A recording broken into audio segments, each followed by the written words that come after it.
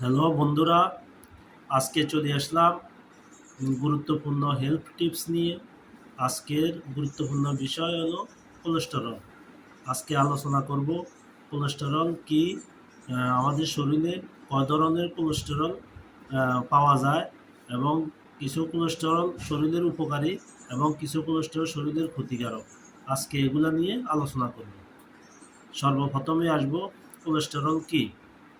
Cholesterol হলো এমন একটি চর্বি জাতীয় পদার্থ যা শরীরের কোষ তৈরি করে, হরমোন উৎপাদন করে, ভিটামিন ডি তৈরি করে।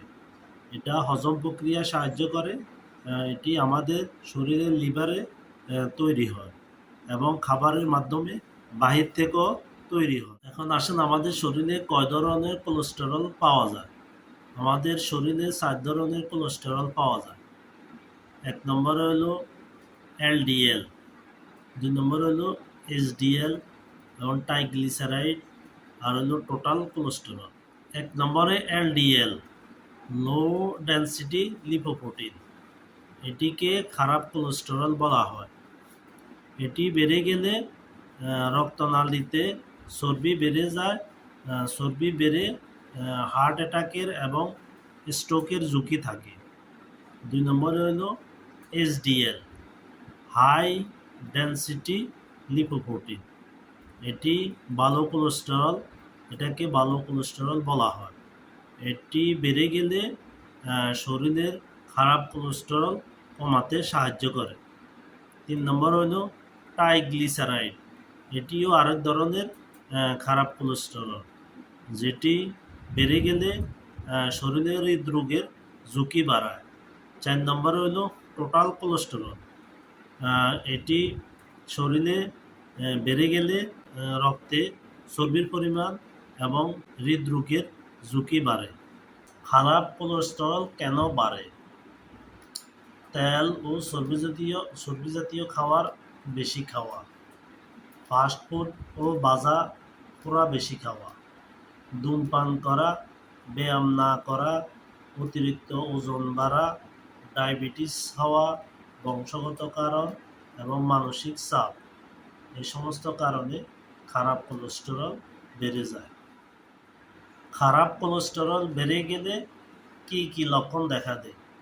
1 নম্বরে বুকে ব্যথা, শ্বাসকষ্ট থাকবে, মাথা ঘুরানি থাকবে, ক্লান্তি দেখা দিবে, উচ্চ রক্তচাপ বেড়ে যাবে, হার্টের সমস্যা দেখা দিবে। কোলেস্টেরল বেড়ে গেলে করণীয় কী? কোলেস্টেরল বেড়ে গেলে ওষুধের চেয়ে যে খাদ্য অভ্যাসটাকে বেশি গুরুত্ব দেওয়া উচিত।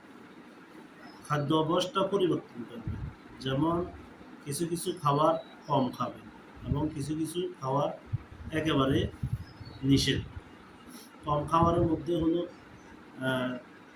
যেমন তেল কম খাবেন, চর্বি জাতীয় খাবার কম খাবেন, ফাস্টফুড কম খাবেন, কোমল পানীয় কম খাবেন, ধূমপান নিষেধ এবং অ্যালকোহল নিষেধ। আর যে সমস্ত খাবার বেশি খাবেন, যেমন শাকসবজি বেশি খাবেন, ফলমূল বেশি খাবেন। এর মধ্যে কিছু পরিমাণ খাবার খাবেন, যেমন ওটস, ডাল, মাছ, এগুলা খেতে পারেন। আর নিয়মিত ব্যায়াম করবেন, যেমন প্রতিদিন কমপক্ষে 30 মিনিট হাঁটবেন।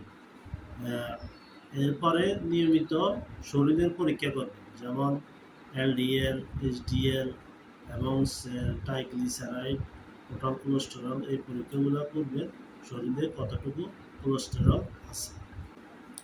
আমাদের শরীরে কতটুকু কোলেস্টেরল থাকলে এটা নর্মাল? যেমন টোটাল কোলেস্টেরল, এটা 200 mg দেড় পর্যন্ত নর্মাল, এটার নিচে থাকা ভালো।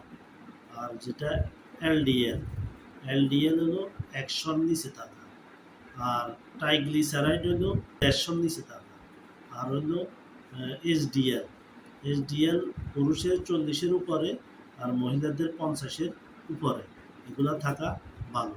এগুলো হলো নর্মাল ভ্যালু। নিয়মিত টিপস দেখবেন, সাবস্ক্রাইব করবেন এবং লাইক কমেন্ট করবেন।